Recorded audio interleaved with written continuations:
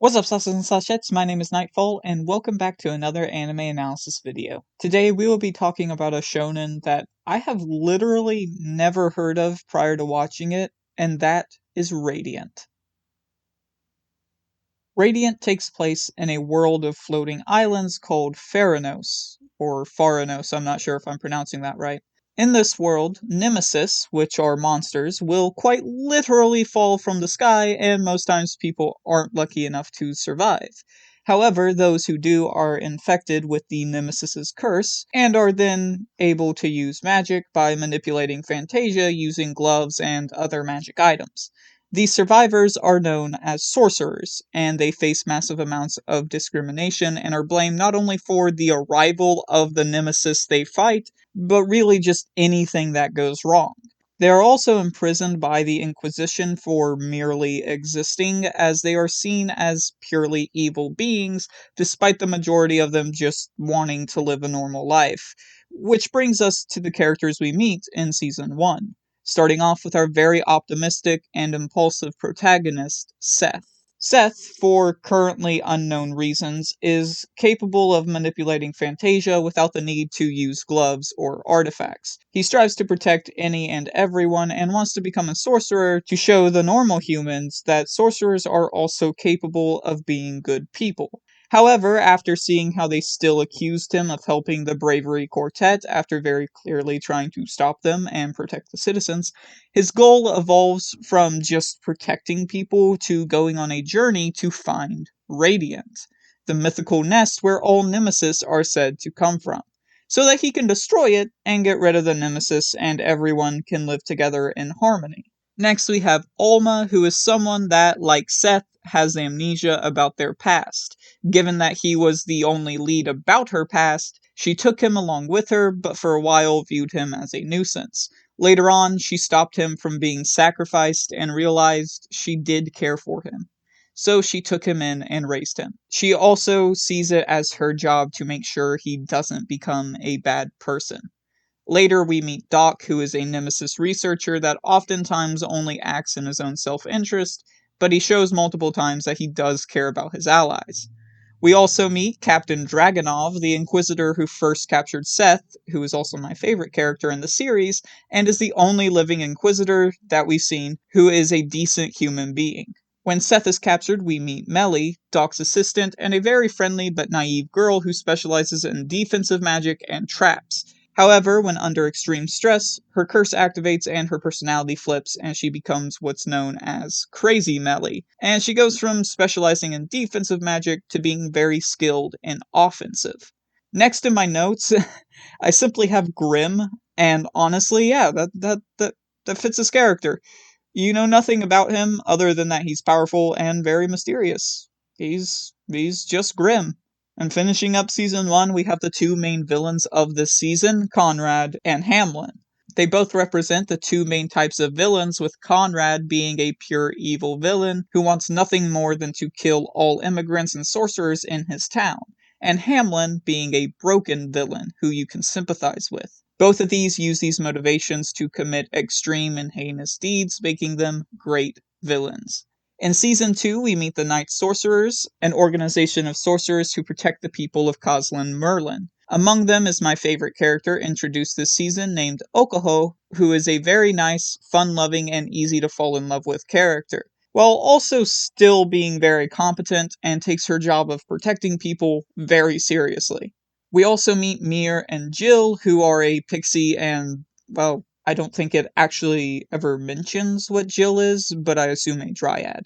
That helps Seth learn not only how to control his inner demon, but also how to create things using Fantasia.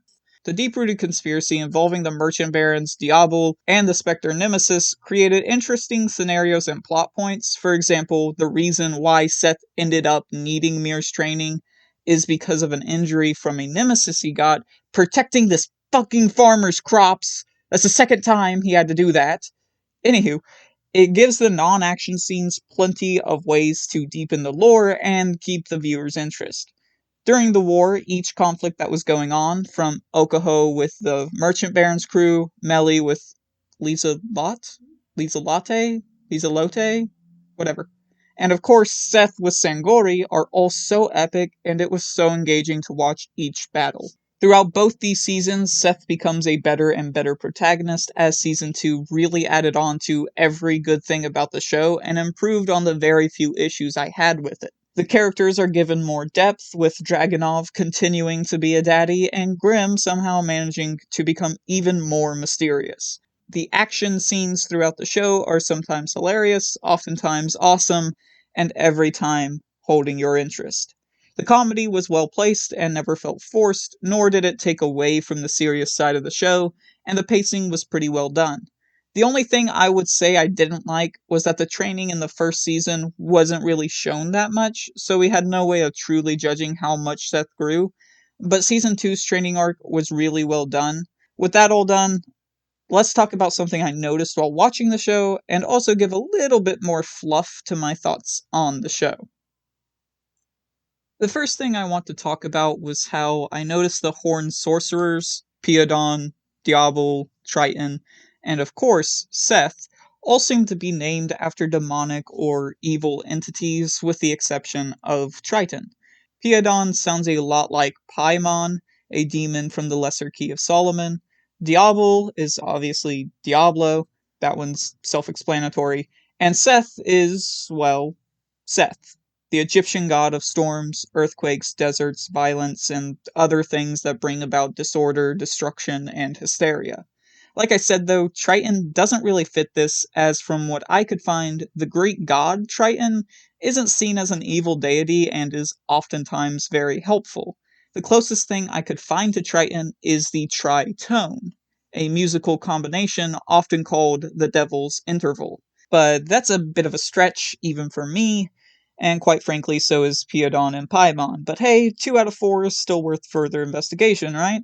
Anywho, setting my conspiracy theories aside, the reason why I believe Radiant is one of the greatest shonen is because of the action and comedy and stuff, yes, but also because it's the first shonen in a long time that gives off the same charm as the old school shonen. The entire show has the same vibe as Fairy Tail, and Seth reminds me of Naruto back when he was a little kid.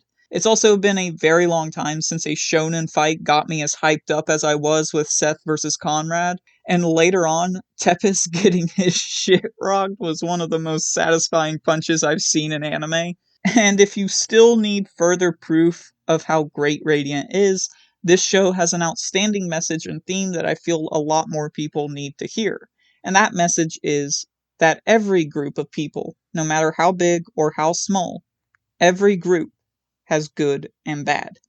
Even with a group like the Inquisition, a primarily evil organization, there are good members such as Oxymare and Dragunov. The message this show broadcasts is that you shouldn't judge a group or community as a whole, but rather the individuals themselves, as there are good people in every community who, just like you, want to live a peaceful and normal life free of pain. The show has well written story elements. The characters are all great and intriguing, with the villains like the Inquisition and Conrad being easy to hate, and villains like Hamlin being easy to understand, perfectly pulling off what they were written to do. The message the show has is one that a lot of people need to hear, and one that a lot of people can relate to. And the entire vibe of the show has that old school shonen charm that a lot of modern shonen are just missing. And that's why I believe Radiant is one of the greatest shonen. After watching Radiant, I'm genuinely surprised about how little recognition it gets. I literally had never heard of this anime until it popped up on my For You section. But boy, am I glad I gave it a watch, and I recommend you do the same. It deserves so much love and should be far more popular than it is. With that being said, I hope you all enjoyed the video. If it's your birthday, happy birthday, and I will hopefully see you all soon. Goodbye.